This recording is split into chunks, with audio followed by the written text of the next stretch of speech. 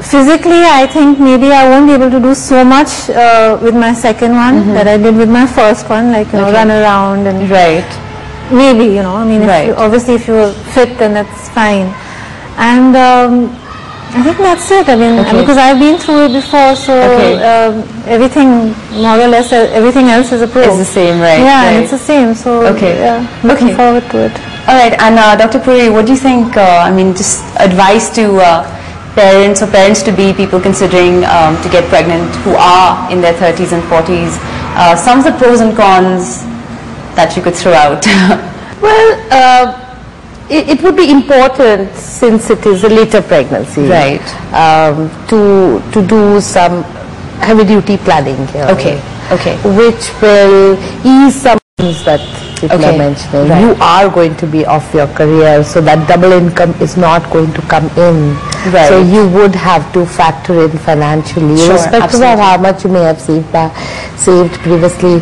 So the financial consideration is always, and as the years are going by, it's just becoming that much more expensive. So that's one of the major concerns. It makes life so much easier. Secondly, also to understand that somewhere interpersonally there's going to be much more adjustment than you ever thought or imagined will be there. So, so you're saying with your spouse? With your spouse. That's the interpersonal relationship.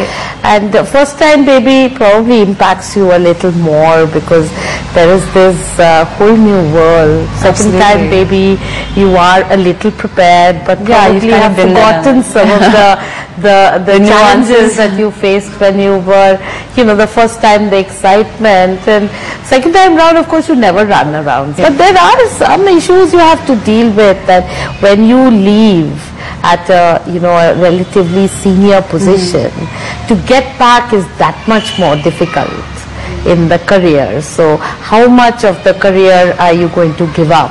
But in a way, if you've had a very long career, and then you can afford to take a much longer break and get back. What advice would you have, Dr. Puri, to how do you ready yourself for having a baby in your mid-30s? I think there'll never be a most perfect time. I think the most perfect time is now. You do it. You have mercifully 9 months to get things in order. While the baby is being developed. So I think that there are these two issues. One is to really understand what would be the extent of expenses that there are there. And the other one is your own personal emotional level. To deal with the various stresses that you will now be dealing with, probably. Stress of relationship, stress of new baby, stress of completely new schedule, and how well are you going to cope. Also stress of maybe not 100% active body, not because of your age, because 40 really is truly no age. But Mala, what would you suggest to other folks watching in terms of what should people consider? What should they keep in mind? I mean, did you, because you mentioned that you did think about the age difference between your two children. What else, did you sort of keep in mind, or what thoughts occurred your head before you decided to have the baby? I mean, I don't think I wanted a child. So there was no real thought process behind it that way. And it just so happened, as I mentioned earlier, that the age gap became that, wide. I preferably wouldn't have liked it, but now that it's going to happen, I'm quite happy. I'm quite okay with it. And Dr. Puri, do you think also one of the advantages of having a baby later on is that you have this sort of just a more mature perspective on life and everything that comes with it? Absolutely. And there is no sense of resentment that, because of you I can't attend this party, and you're almost done with partying for some time. So you can happily keep that at rest. And been there, done that. Right, exactly. And emotionally, yes, you are far more stable. You are on a path. May not be the best, but you know where you want to go. And you're just ready for that.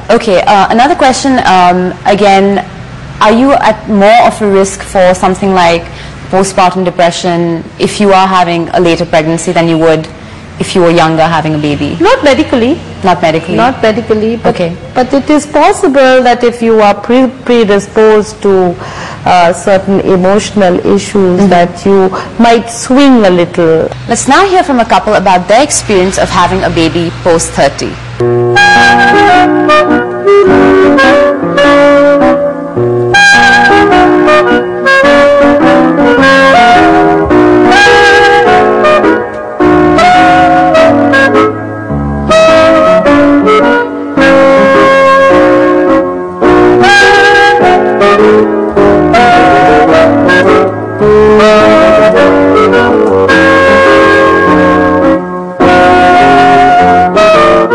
I had Ruby when I was 36. Well, I had sort of given myself time till 34, and then I finally had her when I was 36. You are financially more independent, more settled, you have planned things out, so you kind of prepared when you have a baby too. And we were completely ready for the baby, so at least we were, we never felt that, our life has changed, we can't go out. Things actually changed quite a bit. But when you've really taken the time and you've decided to have your baby late, then you're ready and you're willing to sort of make all the sacrifices that might be tough when you're younger. You started enough. So you kind of prepared to relax and enjoy your baby more. You get older, so your energy levels go down and you need a lot of it with a child. So that is about the only one that I feel. Yeah, I guess younger parents can manage the baby, especially when a lot of people are living on their own, couples.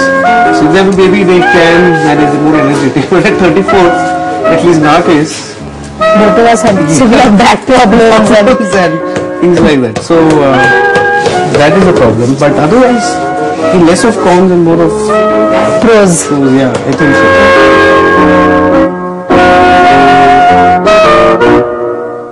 A lot of wonderful information which I hope you can use. With that, I'd like to thank all my guests for being here. Dr. Puri, thank you so much for all your inputs. And Mala and Supriya, thank you both for being here, and good luck with the rest of your pregnancies. Thank you so much.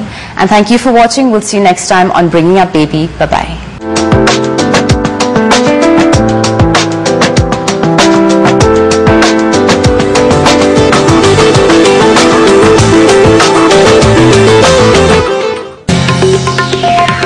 This is NDTV.